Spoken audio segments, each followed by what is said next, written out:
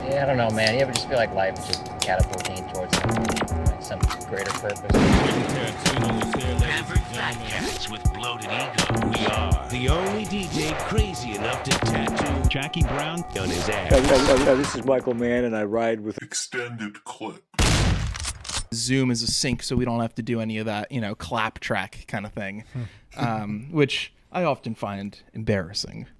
I like to pretend I'm above other podcasters because I don't need a clap track. But a clap is fun. A clap is communal, and a clap is musical, and I guess that's why people do it. So maybe I'm just the no fun guy, I'm with you. I don't even like using it in a movie set. So I'm with you. It's too aggressive. Welcome to Extended Clip. It is episode 293. I am one of your hosts, Eddie Averill. I'm Malcolm Baum. I'm JT White. And, we've had this guy on for the man of the hour, the special guest, the guest of honor a few times. So today he's going to be kind of a co-host as well on the fourth mic of the show. Will Sloan is back, everybody. Thank you. Any chance to be here with Matt, it's hard to get access to him these days after his Blockbuster Times profile. Well, as a producer, I'm going to cut in right now, say I was saving the guest intro. In my pre-show notes I sent over, we were going to reveal the guest as a surprise. It was going to be, we hadn't said anything, but hey, it's Matt Farley's the guest. Matt Farley's the guest here.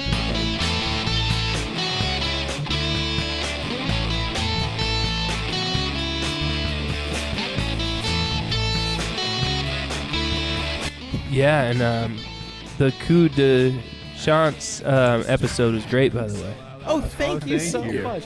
We are very glad to have the man of recent legend in the paper of record, and also the man we've talked up on this damn podcast since 2018 or so, when we talked about local legends, and it's finally a long time coming. Matt, thank you so much for joining us. Absolutely, yeah. This is cool, and I'm a fan of the show. Thank you. That means a lot. I wanted to start with a question about Boston Johnny. Yeah. Was this your first film that you conceived like character first, and even more than that, was it your first film you conceived with a silly voice beyond anything else? Yeah, and I've gone on record as saying, never again. You're never going to hear that Boston Johnny voice out of me ever again. I'm shocked by the almost unanimously positive reviews. I can't even watch it. I'm like, who? Why didn't someone say something? Is when I watch it. One of my favorite parts, though, is at least I love the inconsistencies of the Boston Johnny voice, because there are whole chunks of the movie where it's like a different voice, and it's just because I'm bad at, like, if I had tried to be inconsistent, that's no fun. But if it just happened, then it is fun. So it's okay. I like that it's not a Boston accent, you would think, given the title. Yeah. We got away with it somehow. But I was on my podcast, I was joking that, like, if we did a sequel, I wouldn't want to do the voice, and so the movie would just start with me kind of clearing my throat and being like, there we go, and then I just talk normal for the movie. Where did the voice come from? Were you just walking around the house doing a silly voice, or what? Yeah, well, it's kind of a variation on, like, the voice that sometimes I would fall into while I was recording my songs. I just kind of, like, into this, like, weird loungy lounge act kind of guy, and so yeah, that's where it came from. Do you remember what the conception of the movie was? Like, obviously it was established it was sort of voice first, but, like, when you were coming, because the pitch of the movie, I guess, is basically something like, what if there was an SNL movie, but the SNL character never existed? Like, do you remember? Was it that, or what exactly was the idea? The exact idea is Charlie loves like the found footage festival and stuff like that, and he was just talking about like some set of clips of like people struggling to get through corporate videos. Oh, like the Winnebago Man or something like that. Yeah, like that, but probably even more specific and obscure. And he was like, it would be fun if we did that, you know. And then I was like, yeah, and I'll talk in like that weird voice that I use when I song sometimes. And then it just went from there. So we like the opening scene was always going to be exactly what it was going to be, and then it was just like, all right, now what? And it went in many directions. I feel like throughout your movies, you've had people have local access shows and different kind of TV shows and stuff like that. And I think Pippi's Decision is, you know, my favorite thing that's been broadcast in the Motern Media verse. But is there something that like influenced you, or where did the idea of having the characters in your movies have their own talk shows and shows like that come about? So I think it's a good like plot device, you know, good way to just kind of like get information to the other characters sometimes. And then another thing we frequently say is like we wish we lived in a world where everyone watched public access, and that's like what everyone was talking about. Wouldn't that be so great? Or if there was a local paper where the journalist was raking up muck, you know? So we just want to create a world that we wished we lived in, you know, a place where cars were banned from downtown, et cetera, et cetera. Were there specific public access shows that meant a lot to you growing up? Well, first off, Charlie had his own public access show when he was in high school. And so that's big in his world for sure. And then you know, my touchstone is Zones of Evil in the town where I grew up, which you know, the guy Brian Fortin who hosted it is like an all-time legend in my community, and he acts in our movies, which is the best. Speaking of that, was there anyone that is in your kind of acting repertory company that was hard to convince on the whole thing? Like, was it hard to convince Kevin McGee to be in your movies, or was he just open to the concept right away? Because, I mean, I'm sure a lot of people say that, but he's my favorite character in the universe of your movies, or my favorite actor, at least. Right. No, I mean, if someone's hard to convince, we just won't work with them, you know? Yeah. Like, it needs, like, you can feel it when someone doesn't want to be there, and it's like, and then like we're nervous as it is, and then add to the fact that so and so's not into it, like, you know, we're out. I mean, so that's that. I mean, the only other thing we have to deal with is just people's schedules and whatnot. Yeah. Like, people want to do it, but they're busy. They don't want to say no to us, but they also can only spare a certain amount of time. And so it's a delicate situation where I try to be like, hey, look, you're not going to hurt my feelings if you can't do it. It's okay. We can give you a smaller role if you can't do the big role. Like, our emotional well-being is more important than who plays what role in a movie. I bet there's been some people who kind of regretted saying no at the beginning, and they kind of see all the fun that's being had on screen. You know, there's probably some people who kind of wish they got on board. You'd have to. Yeah, imagine. There's one guy for Manch Vegas.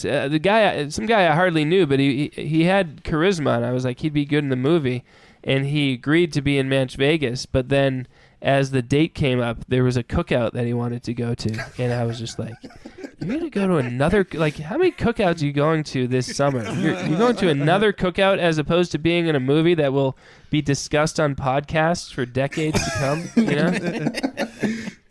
Sort of just spinning off of that, because I remember, like, in reading Will's book about your production process, you talking about trying to get people in and out, like, actors as quickly as possible in that sense. What is like an average day on like production look like? What are the hours like? What's the atmosphere on set? So you know, for the last few years, usually I'll show up. Like Charlie and I live almost 3 hours from each other, so one of us is up at 5 a.m. driving to the other guy's house. So, and then the other guy is probably just awake and like rocking back and forth in anticipation, waiting for it. So that's what it's like beforehand. Or if we're filming here, Charlie's driving up while I'm just getting all the equipment, checking the batteries for the 15th time, making sure we have all the wires, and just being completely paranoid.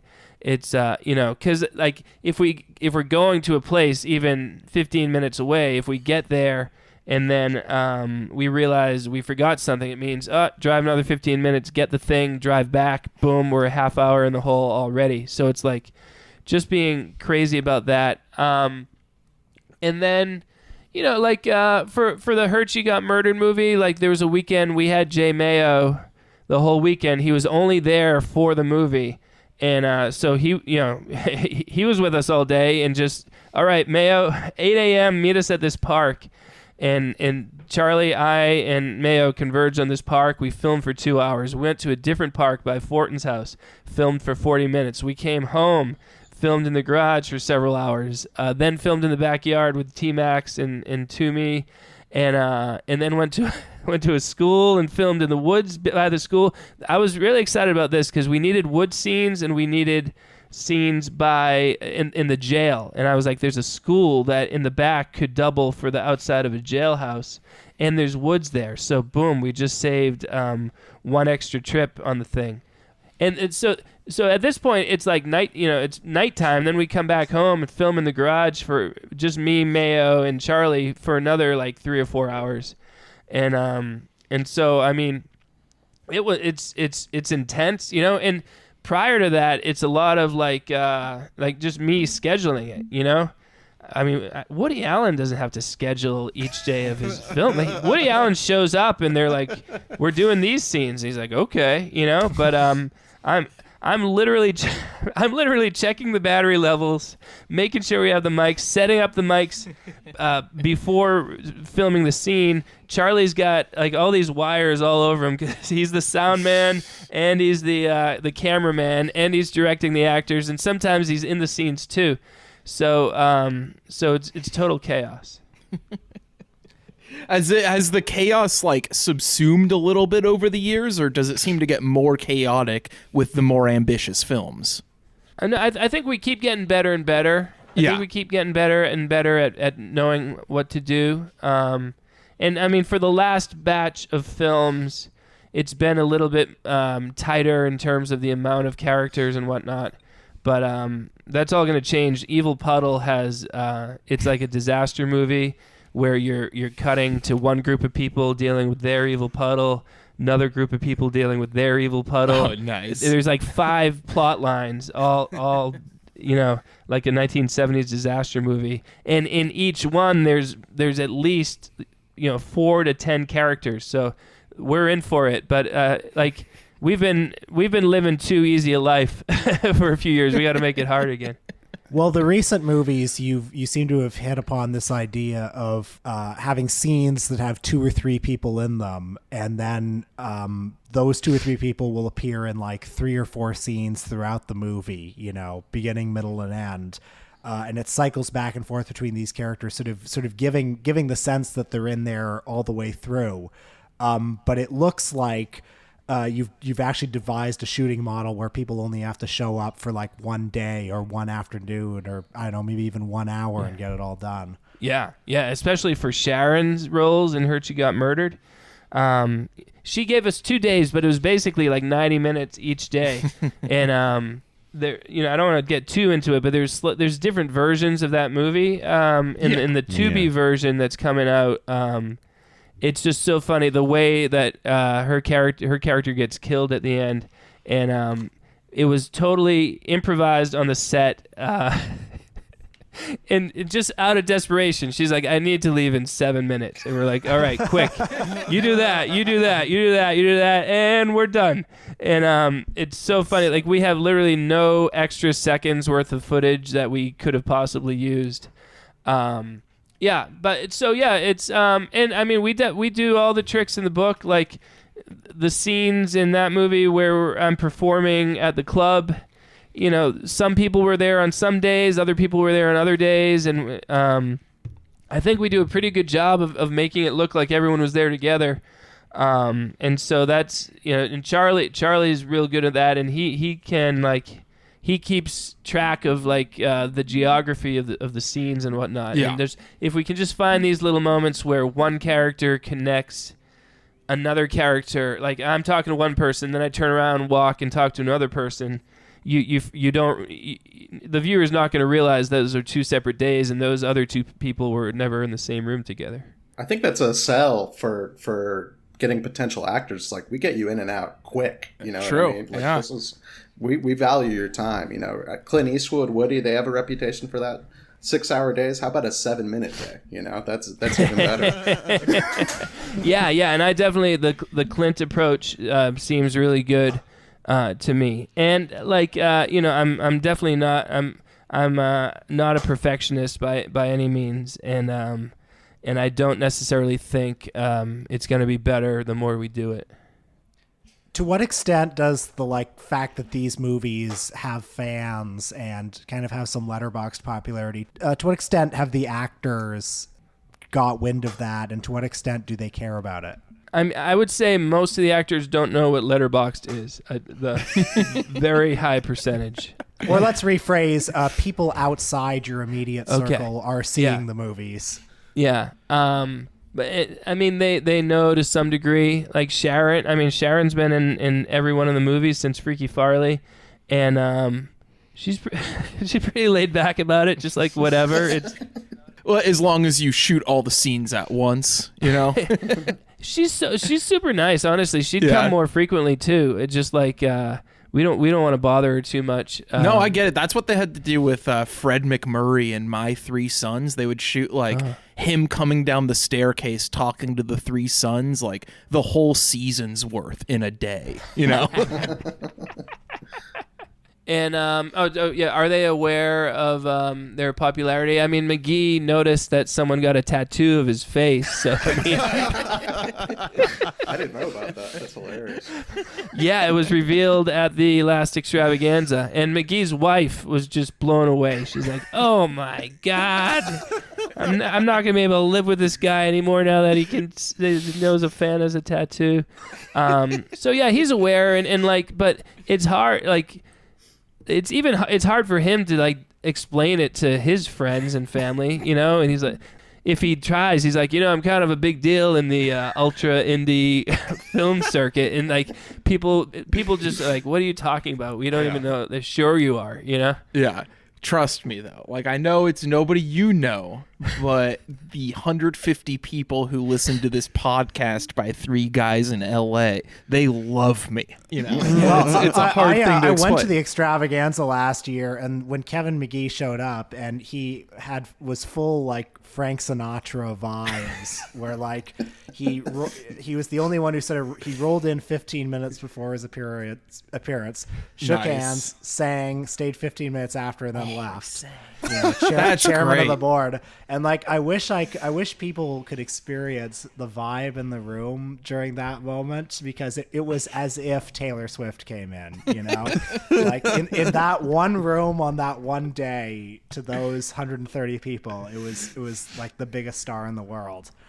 Speaking of Kevin McGee and something we were talking about with the continuity in shooting, was it hard to shoot the statue scene in Riverbeast? Because it's a lot of people talking in that auditorium for a while, or wherever that hall was in the end of Riverbeast, where he is a statue, and it's probably my favorite scene of any of your movies. Was that difficult to pull off on set, or what was going on that day? I don't know. Basically, I mean, I was kind of focused on just being in front of the camera, and Charlie was behind the camera, so it seemed like a pretty smooth operation as far as I could tell. McGee is he's an athlete. You know, he's a bodybuilder. He's a performer, and so if you challenge him to do something difficult, he's just all right, bring. I mean, nice. He'll go. And for family vacations, he wants to go to places where they have competitive sports at like a resort with competitive sports, so he can dominate over other vacationers the whole week, you know. So who knows if they had a stand still contest at one of these resorts, he would absolutely crush. That's great. I could absolutely see him doing that. I didn't know that these resorts. I need to get in on these sports resorts where you could play with other people. McGee might be onto something there. I do remember once as a kid going on a vacation with my dad, and there was this little like rec room with the ping pong table. And I was so mad that I couldn't just like run the ping pong table. Like I lost pretty early on, and I was like, man, it would have been so cool to just be like the guy at the ping. And I was like 10 too, so I would have been like beating all these high school. McGee would have had no mercy. He'd have no mercy on you if he was playing against you. It would have been like that scene in Goodbye Columbus, just a grown man beating on a kid at ping pong, which is a great scene. That's one of the funniest scenes ever written. So back to Heard She Got Murdered. You referenced the Tubi cut. How many cuts are there? There are 4 cuts. The screener, like in-person screener, that's in black and white. No, that's in color. The Blu-ray's in black and white, I think. Yeah, the Vimeo version's back to color, and then Tubi is back to black and white. And Tubi version is about 20 minutes shorter than the other 3.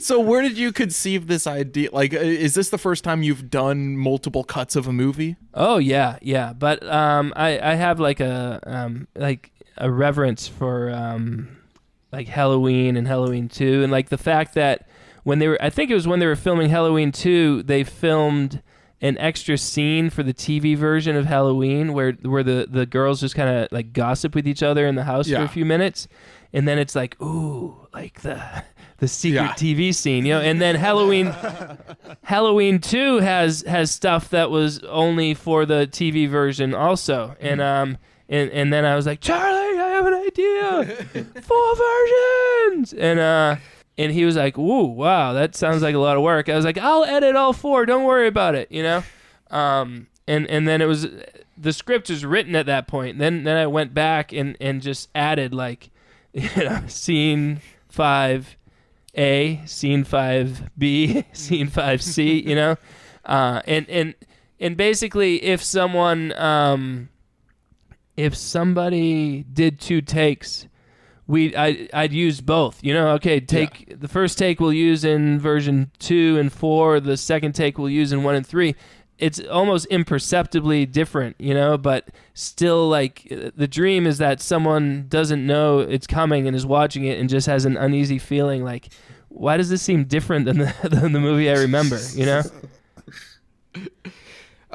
A lot of I would say your recent films have formed something of like a phase or something, a group of films. I specifically remember Heard She Got Married and Metal Detector Maniac and Magic Spot. I remember those 3 feeling like 3 of one piece. And do you consciously try to go through like phases, or are you aware of going through kind of phases in your filmmaking, or is it just like what you feel in the moment is gonna be what you make? Yeah, it's mostly what we feel is right, and kind of like as we're making a movie, we always have like a few options of what we're gonna do next, and we might think, oh, we're doing such and such a movie next, but then as we're in the midst of the current movie, we're like, yeah, you know what, we gotta go in a different direction just to switch things up. That being said, we were aware that there was a different feeling and vibe to those movies, the black and white,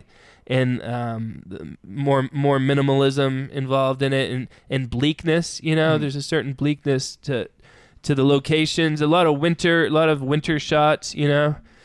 And so we were aware, but the only time I think explicitly about things is just like, oh, this will annoy our fans, like this, I can't wait to try this. This is something I respect about your recent run of movies, because like after Slingshot Cops, when like some people started to discover the movies, it would have been very easy, or like the cynical move would have been to try to reverse engineer another Riverbeast and, maybe get it into some of those festivals that turned it down, the first time, but you went the exact opposite approach. Yeah. We're probably not we're not making money off these movies still, and even if we tried to do something that we thought would catch on, probably still not going to make money. Riverbeast still isn't making money for us. So it's like, let's just be, instead of trying to chase what might quote unquote work commercially, let's do all what we wish like all our favorite directors would do, kind of thing. So it's great, and it's a great freedom to have we have nobody to answer to, and we just do it. I mean, the fact that I Heard You Got Married is our most sincere and like thoughtful analysis of like failure as an artist, and like dealing with the fact that the people you used to be creative with aren't into it anymore, and then the sequel is like essentially like the Rambo 3 situation, where like the first Rambo movie is a relatively like thoughtful piece about a Vietnam vet, right, dealing with being home, and then by Rambo 3 he's all greased up, and so that's what we were like, oh, imagine if we grease up Mitch Owens for, metaphorically. Yeah. I would like to see what your Death Wish 3 would be like. The giggler.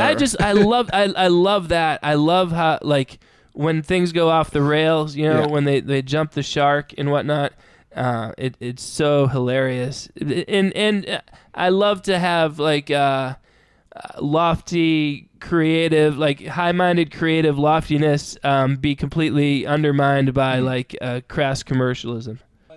That's poetry. It's true.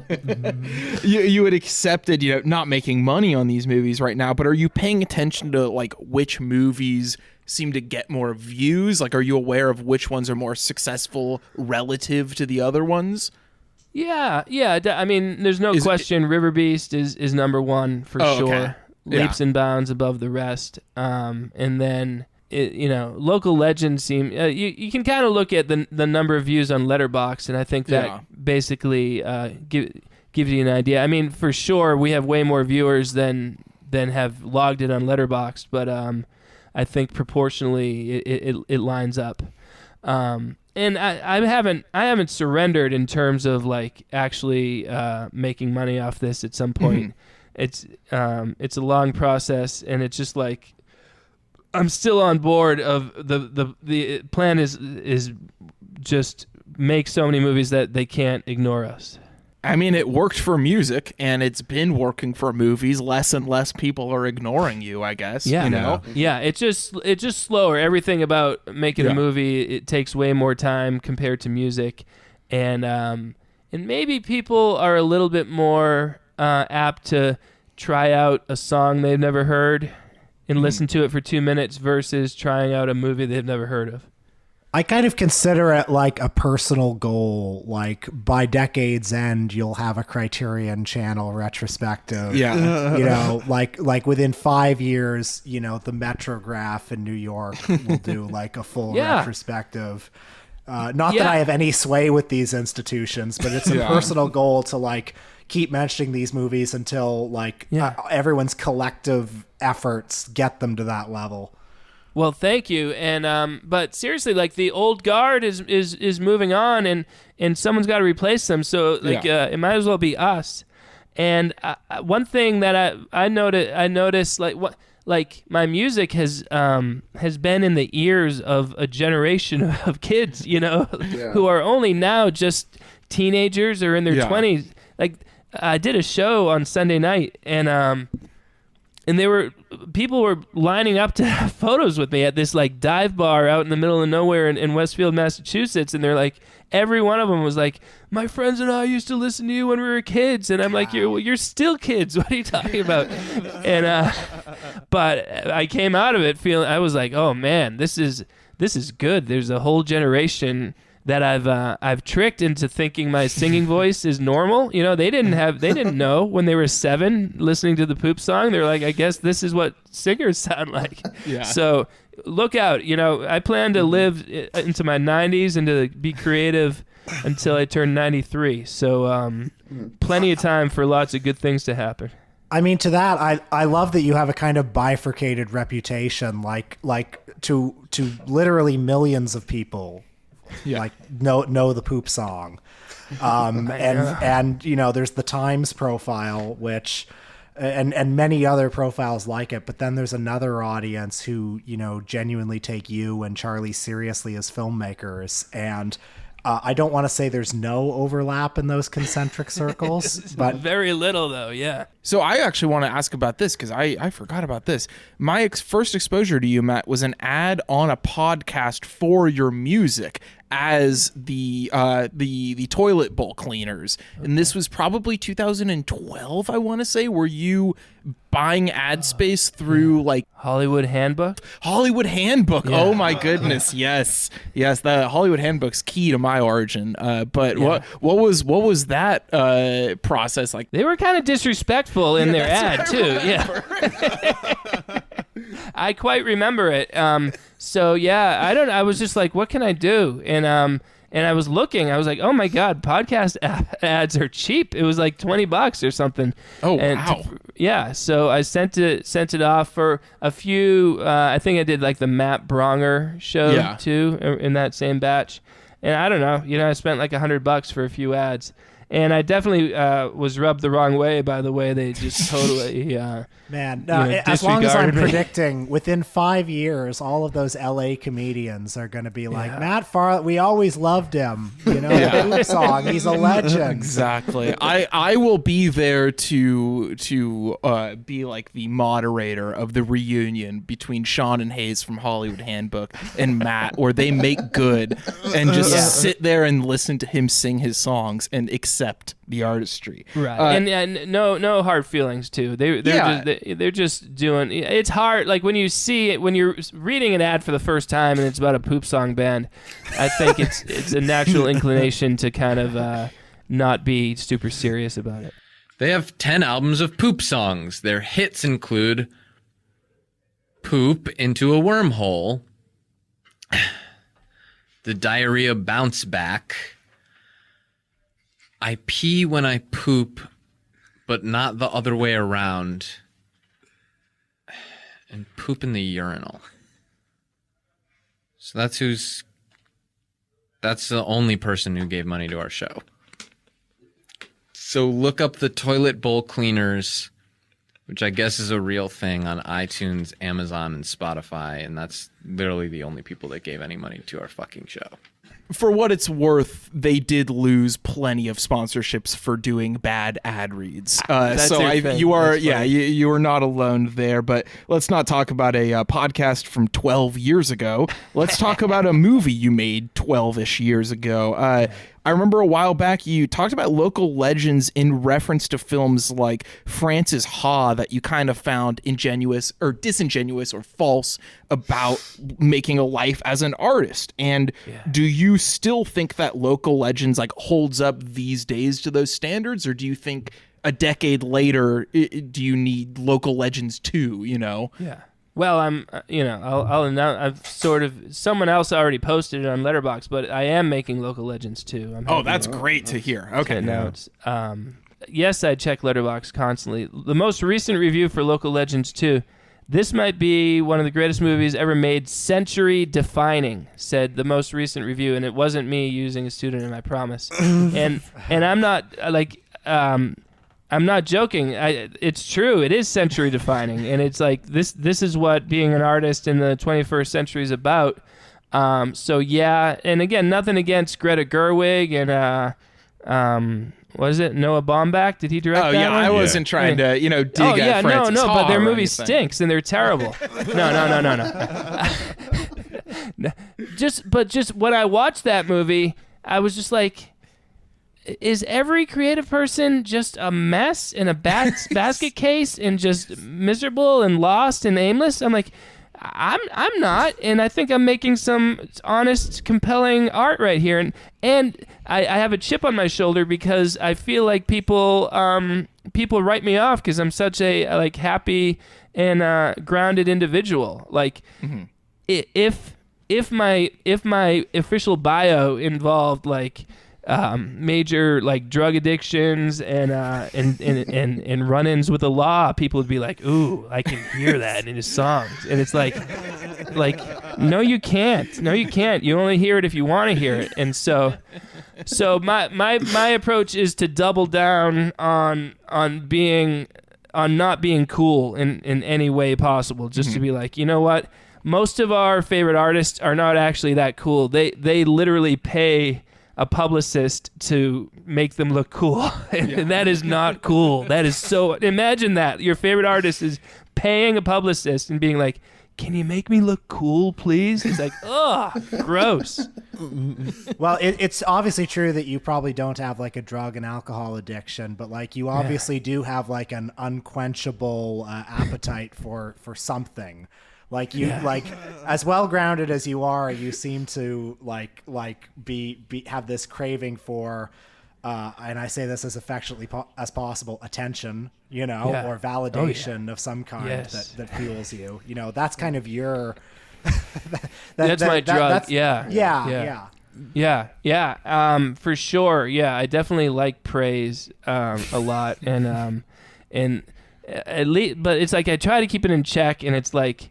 I'm very aware of my neediness and my desire for people to love my work, you know, and I try to undercut it, or whatever the word is, in my work too, you know, and Local Legends 2 is really hammering home at the self-obsessed nature of Matt Farley and whatnot. It's called Local Legends Bloodbath, by the way. Oh. Yeah. You seem pretty tickled by most of the negative feedback too, though. Like for somebody who obviously likes validation so much, you seem to have a pretty thick skin about people not getting. Yeah, that's I have the. You know, my wife will often just be like how can you be so sure of yourself, you know, I like to say, like, we have no business making movies, you know, and yet we're completely certain that we should be making movies. And the negative reviews, they're always more, sadly, they're more interesting and funnier to read. And mostly it's just people not bringing any amount of an open mind to what they're viewing. And like, it's like how warped people's concept is of what is acceptable as a piece of art. Yeah, it's kind of interesting what you were saying earlier of, like, you know, kids coming to see you. I could kind of see like the youth's kind of like sense of humor kind of like being more like in tap with what you're doing, you know, compared to like some random 40-year-old dude turning on Riverbeast was like, this is nonsense. I have a job and a family. Like, I need to get back to work. And the kids grew up with YouTube and whatnot, and so they're like, they don't need. They're okay with a certain amount of amateurism or just a lack of professionalism. Like that. That's not going to immediately turn them off to something. So yeah, like I said, I mean, these kids are just coming of age. And they're gonna be in charge at one point, and hopefully they'll appreciate me when that time comes. That's when the Motern movement begins, you know, once the changing of the guards, the old execs die. Yeah, absolutely, you know? yeah. And I mean, it's fun to be at the forefront of a revolution, and to be just kind of like, you know, challenging people's views of how things ought to be. And it's amazing how entrenched it is in all of us, me included too, you know. Like I have so many of the same like biases about like what constitutes real art as the rest of us do. So it's hard. It's hard for sure. So I have some pity on the poor souls who haven't realized how great I am. A friend of mine told me that he had cast you in an upcoming film that he was making, and I was wondering what your interest was in like filmmaking outside of the Motern world, whether it's appearing in other people's movies or eventually if a producer were to come calling and say, hey, come make a film in this city and I'll pay for it, you know, kind of thing. So I'm open to the serendipity of people, especially people on my level, asking me to be involved in their projects. There were this group of guys from Emerson College in Boston who who contacted me, and I ended up acting in several of the movies they produced while they were students there, and that was cool. And this gig I did in Westfield, Mass, just on Sunday night, I just got a text. I didn't know who it was from, and it was 6 months ago, and someone was just like, "Will you open for my band in Massachusetts in April?" And I said, "Yeah, of course." And then I didn't hear from them again until a couple weeks ago, and I was like, "What? When did I agree to this?" But and so and maybe the friend of yours lives in like the Worcester area of Massachusetts. Is that right or what? Okay, yeah. And for that, I was just like, make sure there's no bad words that I have to say, and I'll give you a day. And so that was my agreement for that one. And again, it's just like, yeah, this is cool and fun, and who knows what might come of any of it. And the worst case is I spend a day with some people I never met before. So. Well, Worcester is not great, Worcester's got heart though. It's a rough, tough town. So not too different from Manchester, New Hampshire, frankly, which I love. So and then I don't know. It's so unlikely that a movie studio would give us any kind of money to make a movie that I don't even know. But I do like producing things at home and completely on our terms. So, like Woody Allen always says, like he just wants people to just show up with a paper bag full of cash and they hand it to him, and then a few months later he hands them a movie.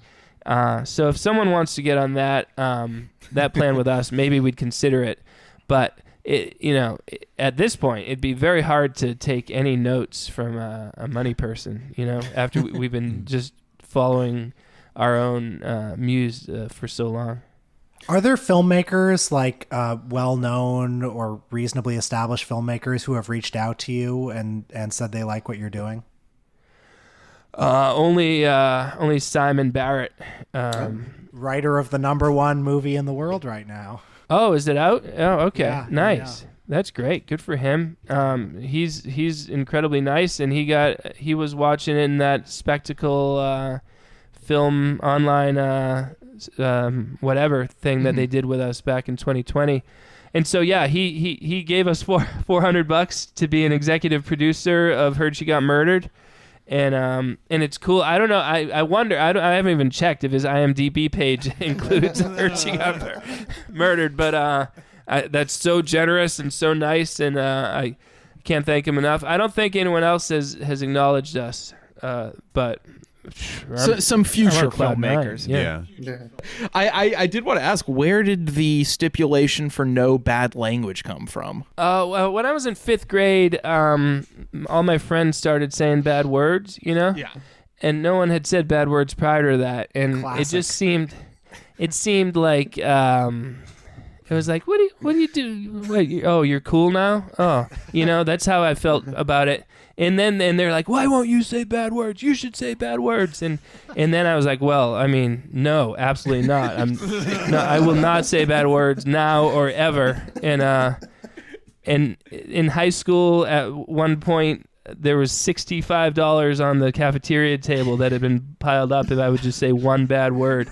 And I just sat there and I shook my head. Oh, that's like silence.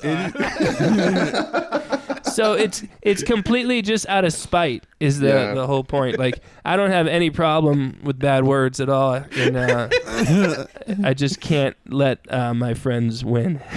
That's the same brain that writes 25,000 songs, isn't it? Yes.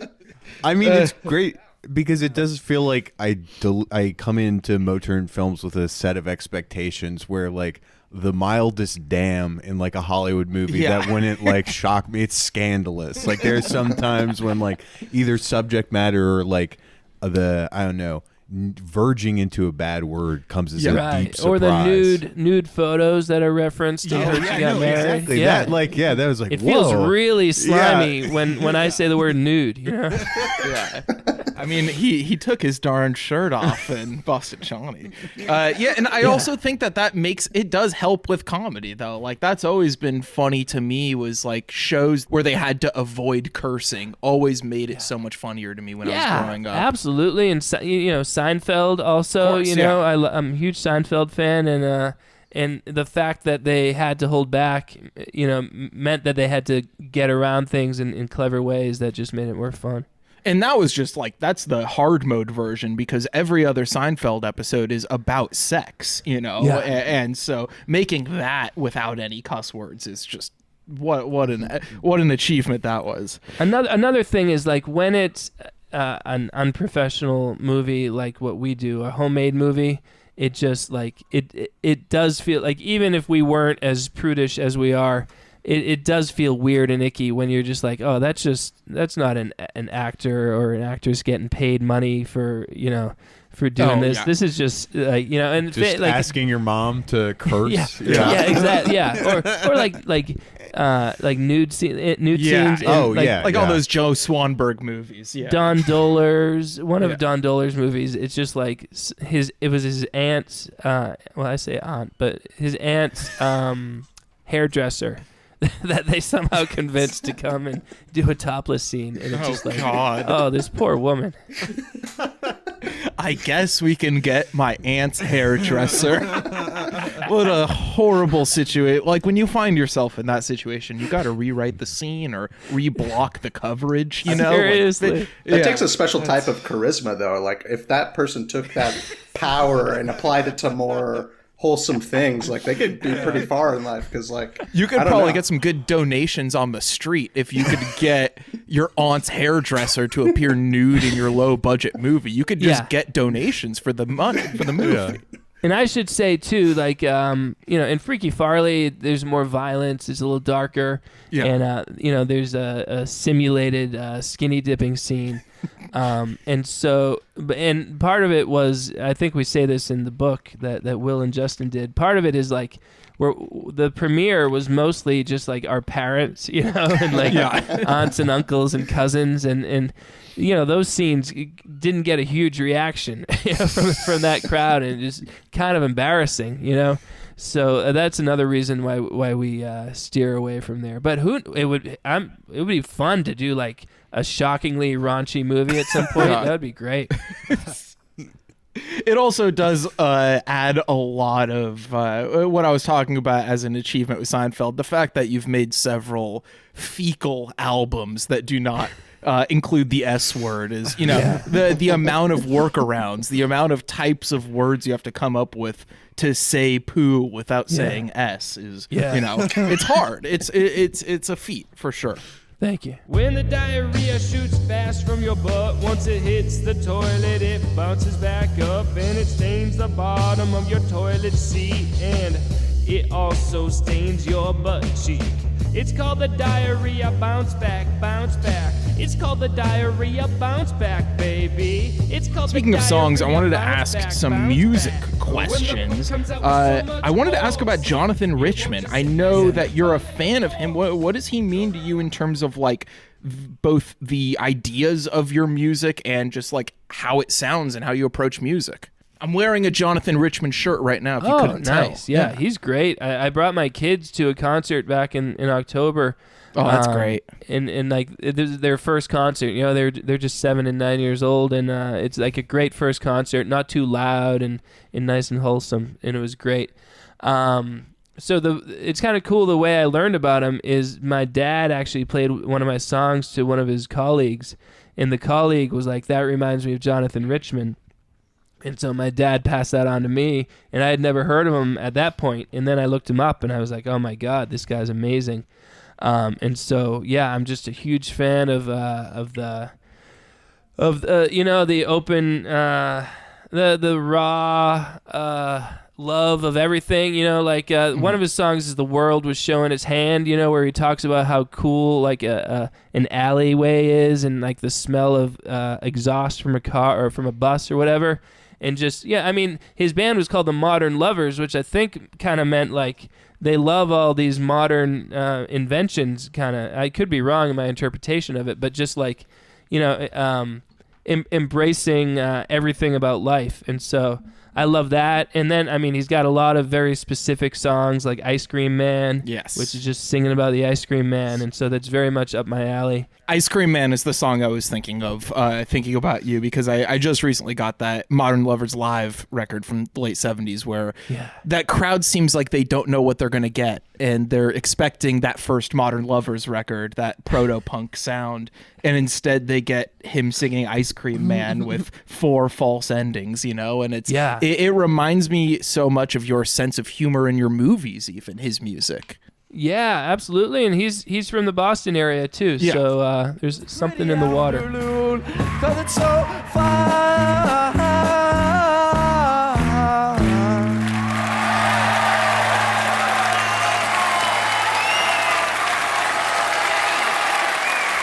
You like the Ice Cream Man?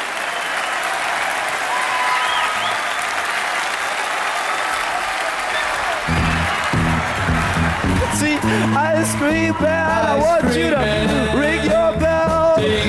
We're talking about something. Are you also? I also see the influence, but don't have confirmation. I guess. Are you also a fan of Robert Pollard and Guided by Voices? Because that seemed like the closest analog to the, I guess, non-joke songs you were doing in the era of Heard She Got Married and stuff like that. For my ears, at least. Yeah.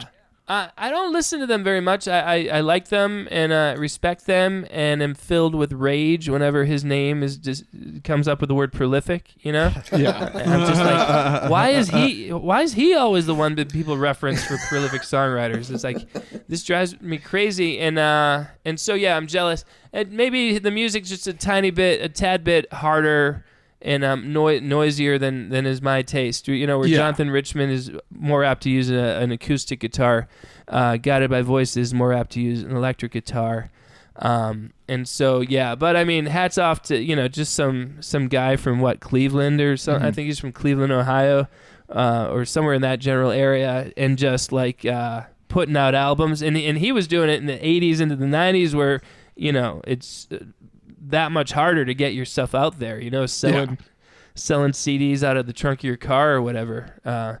I'm very lucky to live now, like I was able to put music on iTunes, a few years after graduating college. I mean, if that was 10 years later, then I might not have done any of this. What's the first album you ever put online for the world to hear? It was called Out With the Old by Mose Haven, and so that was in 2004. Prior to 2004, Tom Scalzo of Mose Haven, he and I had we had recorded like at least 1,000 songs together in the previous 5 years, and we would just put them on CDs and just each have a copy, and like that was it. And like we had done a 24-hour album in 2002.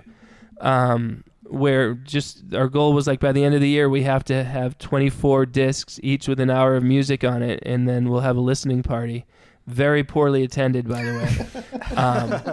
And then in 2004 when I realized that anyone could put their music on iTunes, then I just started like sorting through all those songs we'd done and just putting albums together. So over the next 2 years, well, in 2004, 2005, I put out 10 Mose Haven albums, which were just each one was just a collection of songs that seemed to fit together from all that junk that we had done in the previous 5 years. Any chance we might get the complete Mose Haven one day? All hundreds of hours of those music? Yeah. Well, I mean, then in 2006, we did 30 minutes of music for every day of the year. And so, I mean, so there's a few thousand unreleased tracks when you add all those projects up, and the answer is no way. I mean, a lot of it is there was one day when I was like, well, I got to do an album today, but I got nothing, and I literally played a Nintendo video game and just did the play-by-play into the microphone. It was like a baseball game, and 30 minutes of me doing play-by-play of a video game, and I was like, that's today's album. This is like when you do the bootleg collection, you know? Yeah, that's what I want. Yeah. That's what I want. I mean, if people listen to Ryan Russillo draft his fantasy team, they will listen to you narrate a video game baseball game. Hats off to Baseball Stars for the original NES, one of the greatest video games ever. Yeah, last thing about video games, like, and I'm sure it's just because I grew up with it, but like, the newer games give you so many options that it's like it's too much. I like the simplicity of not having that much to choose from in an arcade game. Understandable. So for the people listening who don't know, because a lot of people listening, I would assume know you just as a filmmaker and, you know, that you do make music. But for those who don't know, you make a living off of the music. And do you remember a day that you realized you could quit your day job and just live off music? Or was it like a goal you were consciously like waiting till you got to so you could leave your day job and just live off of music? So, I mean, I always wanted to be a full-time musician, and I was working, you know, even before iTunes existed. With those albums I made with Tom, I would make copies of them and just leave them in libraries, leave them on park benches. I would go to the post office all the time and just mail CDs to random addresses that I found on the internet, coffee shops, bookstores. I Googled send me free stuff in quotes and found a bunch of like blogs that included people's personal addresses. And so I would just send things out just because I was like, I just got to get it out there. You know, 9 out of 10 of these are going to end up in the trash, but who knows, you know? And a few people over the course of time would reach out, send an email or even mail back something as a thank you. And so that was good. The point being, I was very focused on trying. I was like, the world needs to hear this. And then in 2007, I noticed that the weirdest Moshaven songs were the most likely to make money, and so I took a little bit of time thinking about it, you know, talking to people about it, and being like, you know, I think if I just churned out a lot of weird, unique, specific songs, that could be my job. And even then, I knew I was like, it's gonna take a very long time. And what I'd say was, I'm gonna give it 5 years. And then if it hasn't worked, I'm going to give it 5 years. That was my plan. And 5 years in, I was still working my day job, but I mean, I was making almost as much money from music as I was making from my day job. And I was like, okay, this is good. My day job doesn't pay very well, but I only had to work 3 days a week anyway. Put them together, that's at least somewhat respectable salary. And then it kept growing. And basically my cutoff line was like, if I'm making twice as much as I need to live, then I'm ready to quit the day job, because you never know if it's gonna go back, you know. And so I'm like, all right, it could go down, but it probably won't go down by 50%. So that was 2017, and I'm still going. Yeah, I don't see you having like a big scandal that causes the bottom to fall out. I don't. Who knows? You mentioned your salary in the Times article, which has gone up substantially since you last reported it. What are the songs now that are like, is there a base number of songs that contribute most of that? I mean, it kind of fluctuates a little bit. You know, just this week, the Solar Eclipse song had a heck of a good week. Oh, yeah. Which was pretty cool. Tons of Instagram posts. In fact, the TSA did an Instagram post that used my Solar Eclipse song, which was very funny to see. And I get paid for when they're used on Instagram, so that's cool. And I mean, there's certain favorites. Mothman is a perennial hit. Poop in My Fingernails, of course, et cetera, et cetera. But yeah, and I've not talked about how much I earned, you know, for the last several years, but then when this New York Times thing was potentially happening, I was like, hey, I'll tell you what I make if that makes you more likely to want to write about it. And it did. And so yeah, if you want to know what I make for music, read the New York Times article about me. Because I was curious if, you know, there's some rule that songs that get under a certain number of plays won't get any royalties. And I guess I was curious if that that gonna had hurt any me? impact. So I think it'll hurt a little bit, you know, but there's like a 80-20 rule to life, it seems, where like 20% of your work earns 80% of your reward, if you will. Mm-hmm. And so it's like the top 20% of my songs are earning 80% of my income, and those ones are way over the threshold in order to make money. And I mean, I have thousands of songs that earn like less than a dime a year, you know, and so I'll be losing out on those dimes, I guess. But luckily, they don't add up to too much. And hopefully I can also stay ahead of it too, you know, like this with this article and whatnot. Like maybe that'll make me that much more popular that I won't even feel any ill effects from it. You have a lot of songs about people. That's an understatement, is a lot. What's like the most impressive person who has heard the song dedicated to them and reached out to you about it? Well, there's no one more impressive than Kris Jenner, right? I thought you were going to glad hand and say Toronto's own Will Sloan. Sorry. Will, come on. Kris Jenner, please. Yeah. Well, is Kris mine Jenner one of those songs that is being the royalties are being eliminated? I'm not making any money off Will Sloan now that Spotify has that new rule. I should add, also, it's only Spotify that has this rule, and I make more money off Amazon Music than I do off Spotify. And then there's YouTube and Facebook, Instagram, Apple Music, etc. So just that's that. So yeah, Kris Jenner made a video on TikTok of her and her daughter dancing to my song about them, and that got viewed 30 million times on TikTok, which was amazing. And then it was cool when Dennis Dugan, the director, he called me, and I totally we have family friends, the Dugans, that I've known since I was a kid. And I thought it was a member of that family for the first 30 seconds of the phone call.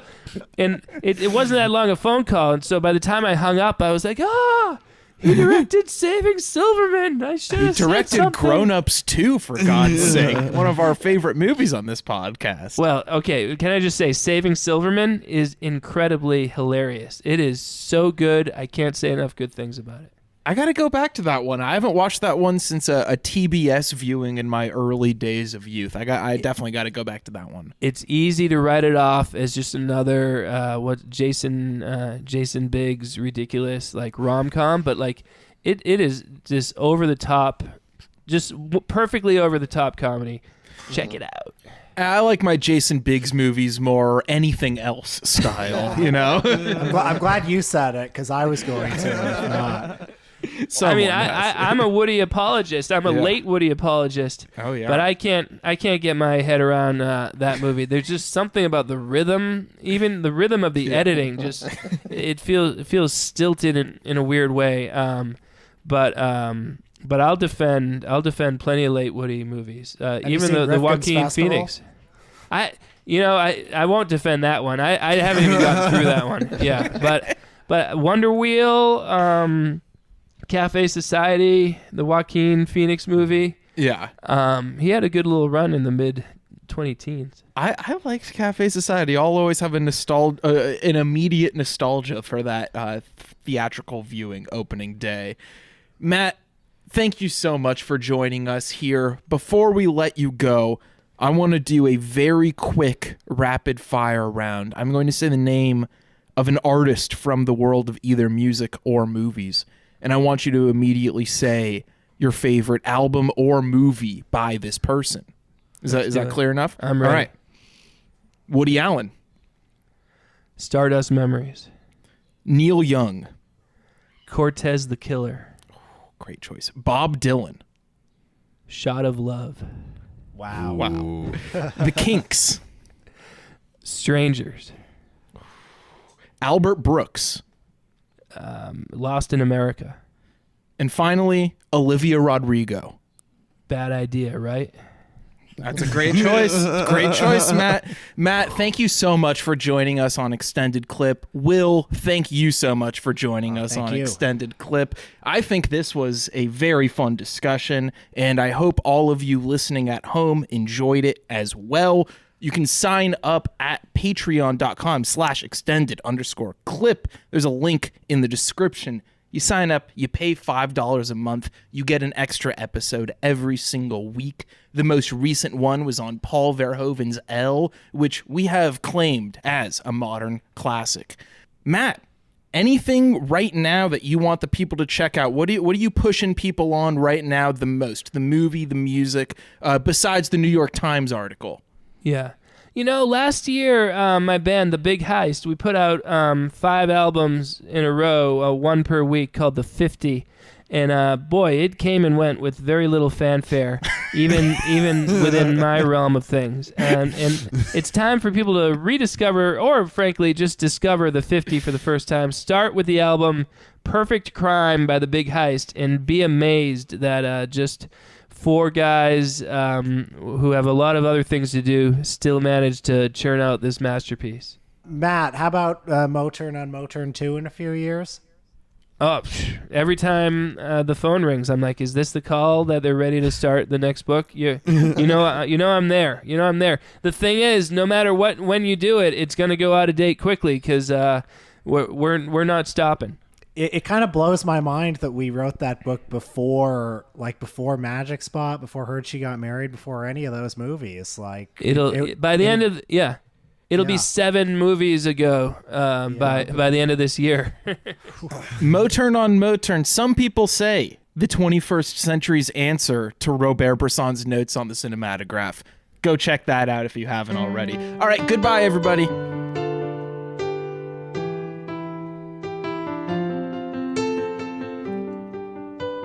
Jonathan Richman, you are my inspiration. Whenever I make music, I think I want to make music as good as the music that Jonathan Richman makes.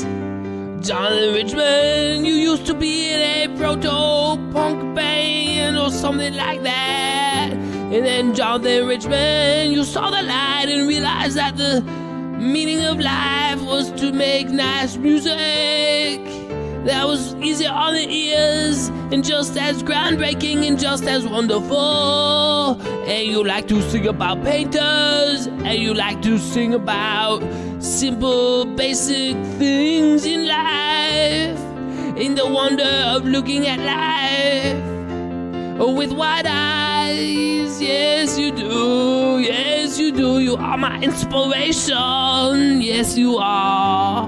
1, 2, 3, 4, 5, 6.